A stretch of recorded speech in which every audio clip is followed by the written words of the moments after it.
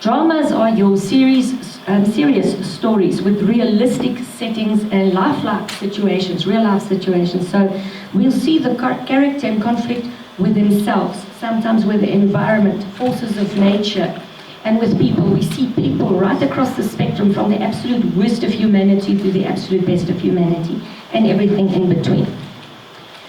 Now, historical movies are films that set in a particular historical period. This particular one is Argo, which is a true life story of how Americans got kidnapped, or American embassy was taken over in Iran in the 1970s, and they held some of them captive, and some of them were hiding in the Canadian embassy, and how they helped these people to escape. Now, this can overlap with things like costume drama and biopics. So, next one, please. Horror movies are meant to scare the audience. As NAVF said, there's not a big market for that in South Africa, but at the moment, that and sci-fi kind of thing seems to be fascinating the American audience. It invokes fear, panic, dread, and alarm, and usually in a way that shocks you. So the American market currently has a fascination with this kind of horror stuff. Next one, please. Obviously, musicals. I don't know if you know this, but I forgot what the production is called, but there is a production company in East London that is planning to shoot a Xhosa musical next year. So exciting things are happening across the different genres in our country.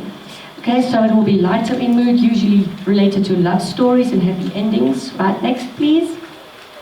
Dance movies. Usually dance forms a major part of the television, with usually dancers choreographed, specifically choreographed, specifically for the movie. Next please. Sci-fi movies use elements that's not necessarily accepted in mainstream science, but the guys who do popular or the most successful kind of sci-fi movies usually take something that has an element of truth in it, so that the story has some credibility, right? Okay, next please. Fantasy movies, themes including magic, supernatural events, mythology, folklore, exotic fantasy worlds that can overlap with sci-fi, sometimes with horror. Next one, please. Thrillers. I don't know why they picked that name, because they say it's supposed to thrill you, but I'm telling you, if I'm sitting there nervous chewing my nails, I'm definitely not thrilled, definitely not in a good way. But anyway, so that's something that elicits anxiety, excitement, tension and suspense. Westerns, again, I said Old West, 19th century, between the Civil War and the 1900s. Thematically, the heroes are often pushed too far, and they will put down back the gun and go hunting, right? Okay, now you got your genre, you've picked a genre, something that you would like to start working in. Now you have to craft a logline. Can you identify some of these movies by their loglines, guys? A businessman falls in love with a hooker he hires as his date for the weekend. What movie is that? Sorry? Pretty Woman, yes, go to that slide, please. Was Pretty Woman. Next one. We're giving away our age if we know the same. Next one, guys. A Roman general is betrayed and his family is murdered by a corrupt prince. He returns to Rome as a gladiator to seek revenge. Volunteers? Gladiator, yes. Very popular movie. Very good one. You can skip that. A British monarch's favorite dogs get lost from the palace and finds himself in a dogfight club. He then begins his long journey to find his way back home. Anybody know that one? I still want to go see it. Okay, let's give the answer.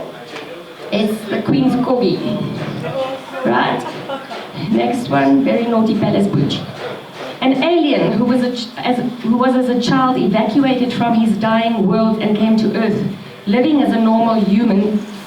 But when survivors of his alien home invades the Earth, obviously threatening to annihilate the rest of us, he becomes a symbol of hope for mankind. Who wants to venture a guess?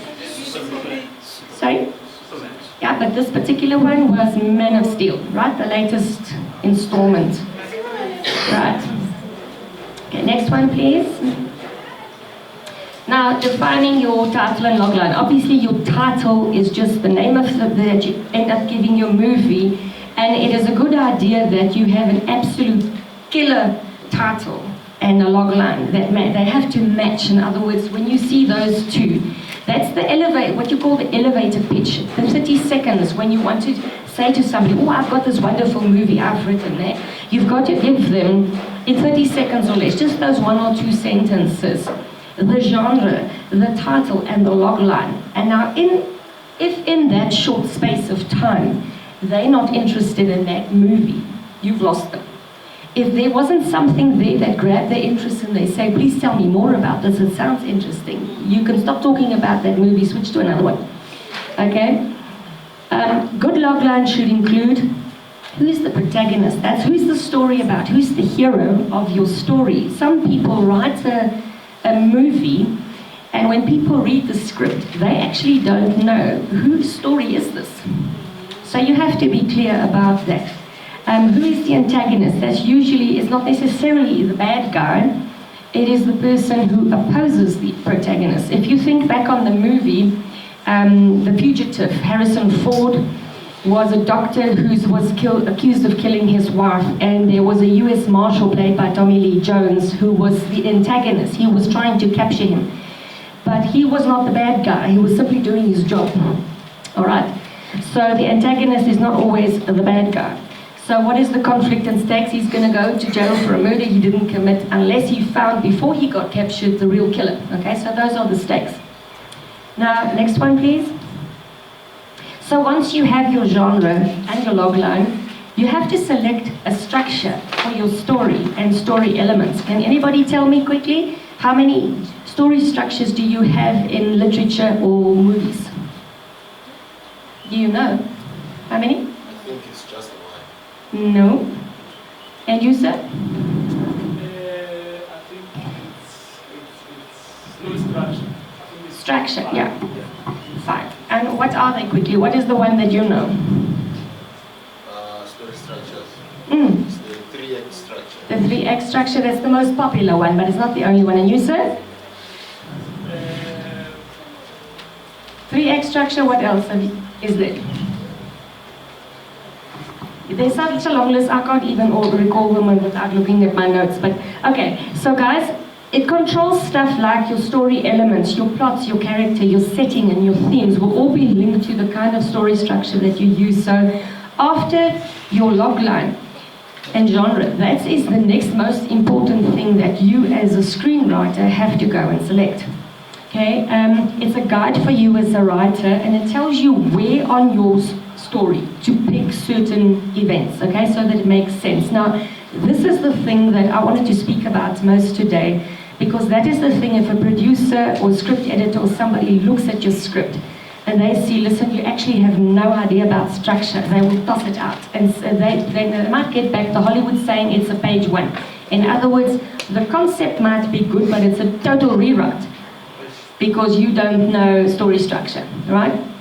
Now, it gives the audience or reader a way to understand your story and elicit a response from them for either reflection, curiosity, tension, and it helps you to set the pace of your narrative.